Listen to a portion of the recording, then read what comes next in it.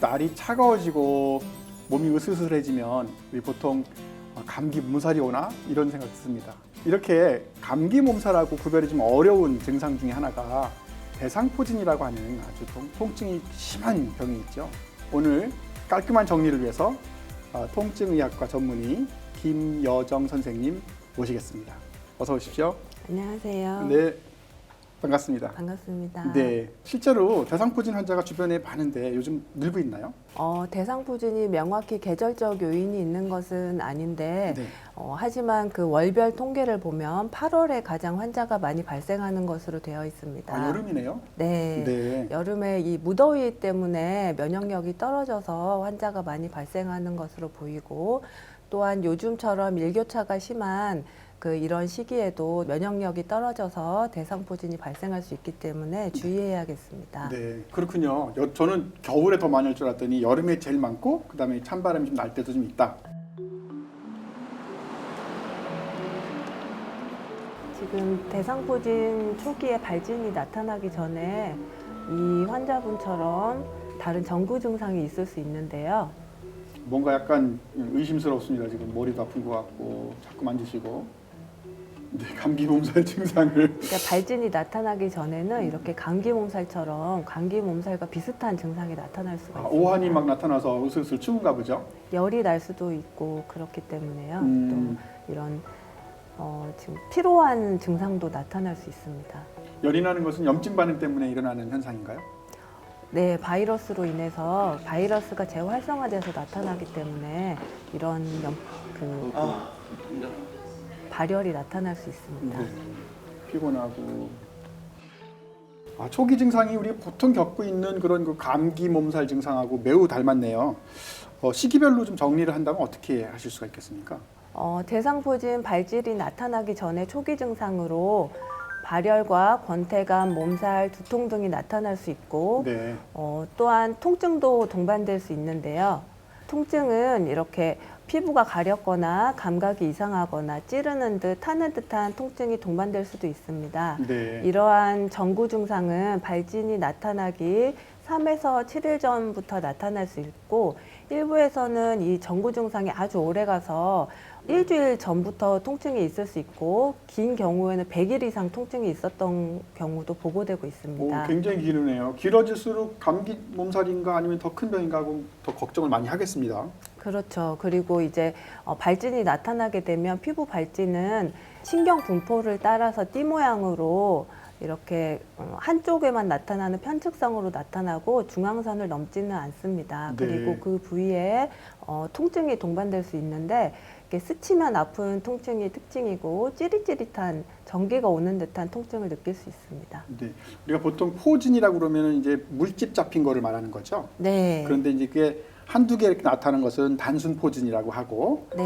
띠 모양으로 길게 몇 센티미터 정도 이상이 돼야 되나요? 어쨌든 띠 모양이 생기는 거죠. 네, 네. 그 대상포진이라는 이름 자체도 그 허리띠 모양으로 생긴다고 해서 대상포진이라고 이름이 붙여졌고요. 네. 이렇게 피부 한쪽에만 띠 모양으로 그러니까 나타난다고 이제 생각하시면 이렇게 됩니다. 넘어가지는 않고 네. 한쪽에만 이렇게 길게 나타난다는 네, 거죠. 중앙선을 넘어가진 않고 네. 보통 한쪽으로 이렇게 가슴 부위면 가슴에서 등까지 네. 이렇게 띠 모양으로 나타나게 됩니다. 얘네들이 그 가운데 금발 부분 죽나요? 가운데가 신경절 이 끝나는 부분이라서? 네, 신경절이 네. 서로 다르기 때문에 제가 농담한 거였어요. 안 받아주시네. 네. 그러면 이게 어디 잘 생기는 부위가 있습니까? 어디 뭐 여기라든가 엉덩이라든가 등 쪽이라든가 어디 특별한 부위가 있습니까? 대상포진은 그 전신 어디에든 다 발생할 수 있는데요. 네. 그 중에서도 특히 그 흉추신경이 지배하는 영역인 가슴과 등 부위에 가장 잘 발생하고 그 다음으로는 얼굴과 머리, 특히 이마 부위에 잘 발생합니다. 네. 피부 증상에 이렇게 통증을 동반해서 막 나타나고 수포 같은 것이 나타나서 이제 병이 있구나 하는 걸 알겠는데 혹시 이게 수포가 없이 나타나면 굉장히 헛갈리겠는데요? 없이도 나타나기도 합니까? 네, 그런 경우가 아주 드물게 나타나기도 하는데 이제 피부 발진 없이 그 피부 부위의 띠 모양으로 통증만 지속되는 경우를 무발진 대상포진이라고 합니다. 네. 이 무발진 대상포진은 편측성으로 중앙선을 넘지 않게 띠 모양으로 이렇게 찌릿찌릿한 양상의 통증이 있을 때 의심해 볼 수 있고, 그러니까 이 보통 바람만 불어도 스쳐도 아프다 이런 표현이 저는 통풍이라는 병에만 국한되는 줄 알았더니 대상포진에도 같이 적용되는 말이 있기도 하겠네요. 네, 대상포진의 그 가장 큰 특징이 촉각 이질통이라고 해서 옷이 스치면 많이 아파서 환자분들 중에는 옷을 잘 못 입고 계시는 경우도 있긴 하십니다. 뭐 여름에는 괜찮겠지만 추워지면 옷을 입으셔야 될 텐데 네. 그렇게 극심한 통증을 동반하는 어떤 이유가 있습니까? 수두 대상포진 바이러스가 신경절에 숨어 있다가 잠복해 있다가 다시 재활성화돼서 나타나는 그런 신경병성 통증이기 때문에 다른 여느 통증보다 통증이 심하게 나타나게 되고 이런 선풍기 바람에도 찌릿찌릿한 통증을 느끼실 수 있습니다. 네.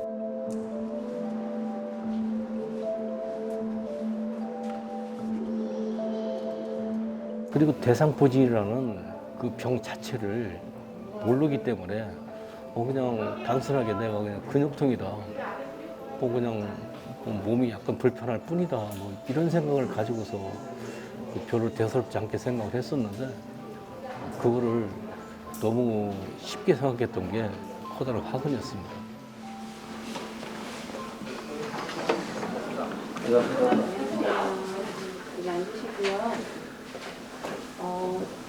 지난번에 오셨을 때는 이제 일주일에 한두 번 가렵다고 하셨는데 그래서 좀 약을 좀 줄였는데 좀 어떠셨어요? 그때는 그 증상이 일주일에 한두 번쯤 심하지가 않았는데 그 약을 줄이고 나서 네.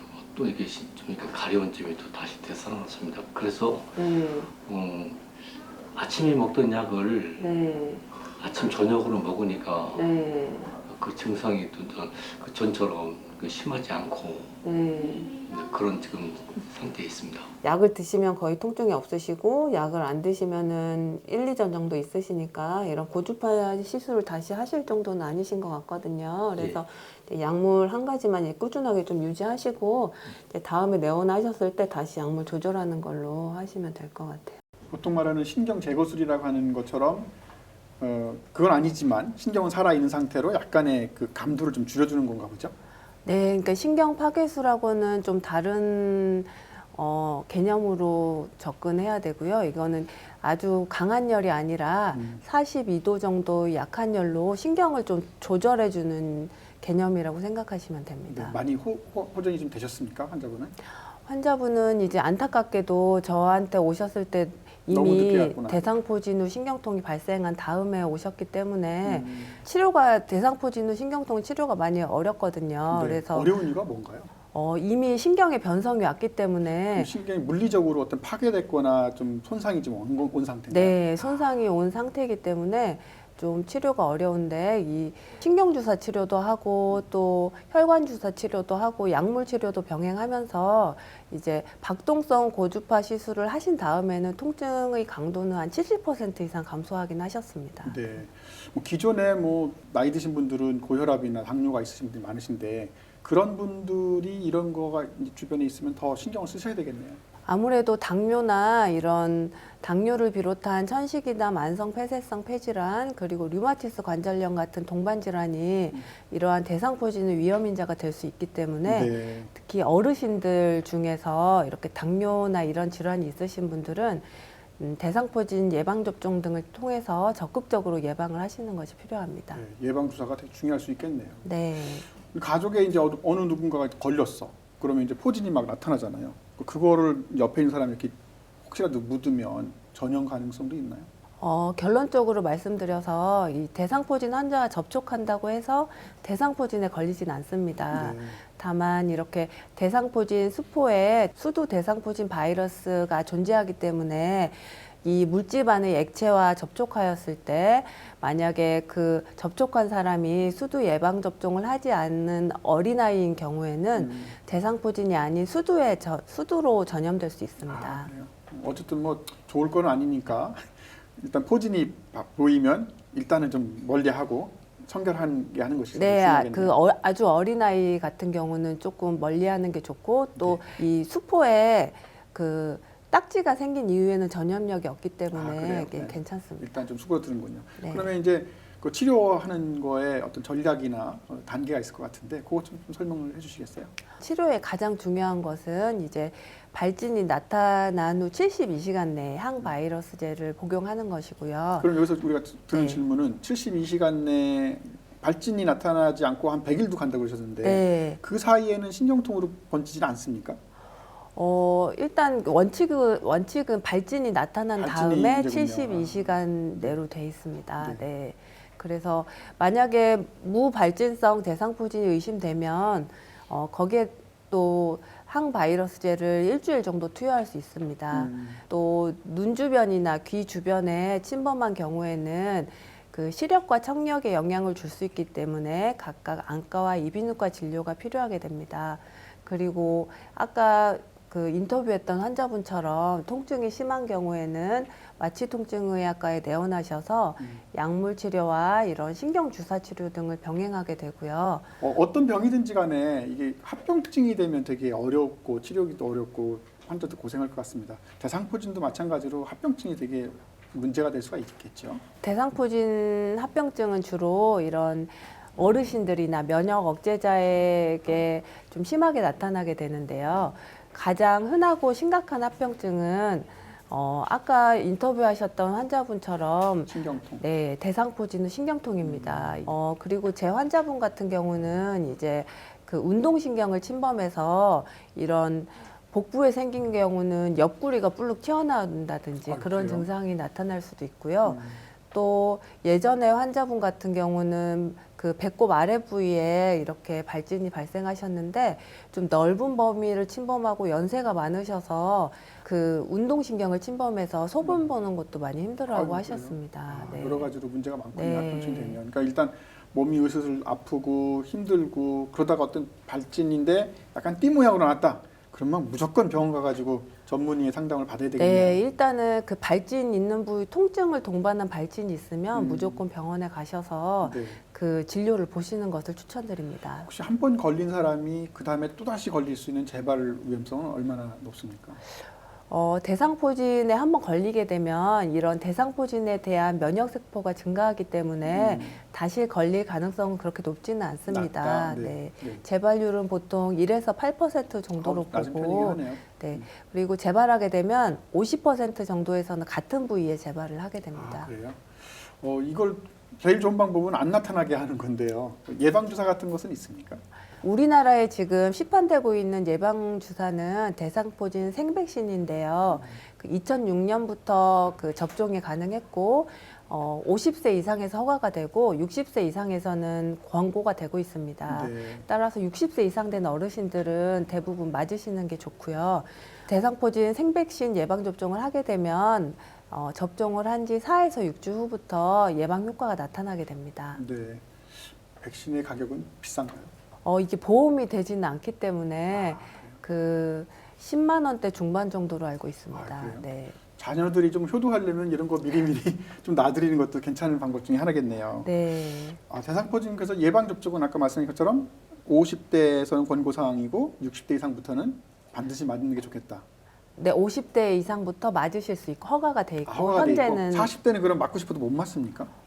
현재는 허가가 되어 있지는 않습니다. 그래요? 그 왜 네. 이유가 있습니까? 그 대상포진 생백신 예방 접종은 보통 평생 동안 한 번 접종을 하는 것으로 되어 있거든요. 원칙이. 그래서 너무 일찍 맞은 경우에는 그 효과가 이제 연세가 드실수록 더 발생할 수 있는데 너무 일찍 맞은 경우에는 그 효과가 지속되지 않을 수 있기 때문에 50세 이상에서 많이 발생하기 때문에 네. 50세 이상에서 허가가 되었습니다. 제가 지금 질문 드리려고 그랬던 거거든요. 예방 접종을 하면 그 효능이 얼마나 가는지, 그리고 한 번 걸렸던 사람인데 너무 무서운 경험을 해서 내가 비록 한 번 알았지만 예방 접종을 또 하고 싶은 경우는 어떻게 되는지 어떻습니까? 지금 현재 우리나라에서 시판되고 있는 대상포진 생백신은 대상포진 예방 효과는 55% 정도 되고 네. 또 대상포진 후 신경통 예방 효과는 66% 정도 되고요. 네. 그리고 대상포진을 한 번 알았던 경우는 다시 재발할 확률이 낮기는 하지만 대상포진 예방접종을 하려면 대상포진 앓은 지 6개월에서 1년이 지난 후에 대상포진 생백신 예방접종이 가능하고요. 네. 그리고 또 새로운 소식은 2017년 10월에 미국 FDA 승인을 받은 새로운 제조합 대상포진 예방접종이 있는데요. 아직 우리나라에 들어오진 않았지만 이 백신은 예방 효과가 90% 이상 정도 그렇군요. 된다고 해서 이제 올해 말이나 내년 초에 우리나라에도 시판될 예정입니다. 네. 아까 처음에 말씀하셨을 때 55%, 60몇 프로. 근데 이게 뭐 마저도 절반밖에 안 된 예방 효과가 없다고 생각이 들어서 좀 약간 아쉬웠는데 새로 개발된 약이 아주 굉장히 기대가 좀 크네요. 네, 그 약이 예방 효과가 훨씬 좋다고 돼 있어서 90% 는 저도 아주- 기대하고 있습니다. 예, 좋습니다. 전반적으로 한번 이렇게 쭉 한번 정리를 한 번만 부탁드리겠습니다. 대상포진이란 대상포진이란 이렇게 몸의 한 부위에 그 중앙선을 넘지 않게 띠 모양으로 발진이 생기면서 통증이 동반되는 질환이고요. 이런 피부 질환으로도 생각하실 수 있지만 신경을 침범하기 때문에 신경계 질환으로 보시는 게 더 맞고, 치료에 가장 중요한 것은 항바이러스제를 72시간 내에 투여하시는 거고, 그 예방을 하려면 60세 이상에서는 예방접종이 권고되고, 또 하루에 7, 8시간의 수면과 규칙적인 식사, 그리고 하루 30분 정도의 유산소 운동이 면역력을 증진시켜서 예방에 도움이 되겠습니다. 아주 고맙습니다. 혹시 일반 환자들이 가지고 있는 잘못된 지식이나 상식 같은 것이 있을까요? 대상포진에 대해서? 제 환자분들 중에는 보통 그 대상포진 피부 발진이 있었던 부위 말고, 만약에 이렇게 배 부위에 발진이 생겼다면, 오른쪽 배 부위에 발진이 생겼다면 왼쪽 어깨가 아프다든지 이렇게 해서 오시는 분이 있는데, 이런 경우는 이렇게 대상포진 발진 부위와 먼 부위가 아픈 경우는 이런 대상포진과 직접적인 연관은 없고, 대상포진은 주로 그 부위의 띠 모양으로 아프기 때문에 다른 원인을 찾아보는 것이 필요하고요. 이 대상포진 발진이 다 나은 후에도 많이 가려움을 호소하시는 경우가 있는데, 이 가려움도 신경통의 일종이기 때문에 약물 등으로 치료해 주는 것이 필요합니다. 네. 좋은 정리를 잘 해주셨고요. 이렇게 추워지고 몸이 으스스해질 수 있는 이런 기간에 우리가 미리 생각을 했다가 혹시라도 의사 선생님이 놓치고 지나가실 수 있으니까 혹시 대상포진은 아니요라고 한번 점검을 좀 한번 해보신 것도 되게 중요할 것 같고, 곧 나온다는 그 예방주사가 90%가 넘는다고 하니까 나오게 되면 반드시 맞아야 되고, 혹시라도 급하시면 근데 한 번 맞으시면 다음에 나오는 90%를 또 못 맞으실 수도 있겠네요. 가능합니다. 맞으실 수 있습니다. 그래요? 그리고 새로 나오는 예방접종은 근육 내 2회 접종으로 되어 있습니다. 네, 알겠습니다. 따뜻한 차와 따뜻한 안방의 아름목, 그리고 목욕탕이 그리운 계절이 됐는데요. 혹시라도 몸이 으슬으슬하시면 그냥 감기 몸살로만 치부하지 마시고 혹시 띠 모양으로 수포가 발생했는지 반드시 확인을 하시고요. 그래야 건강한 여생과 건강한 삶, 그리고 건강한 가정이 있겠습니다. 나와주셔서 너무 감사드립니다. 고맙습니다. 감사합니다. 네.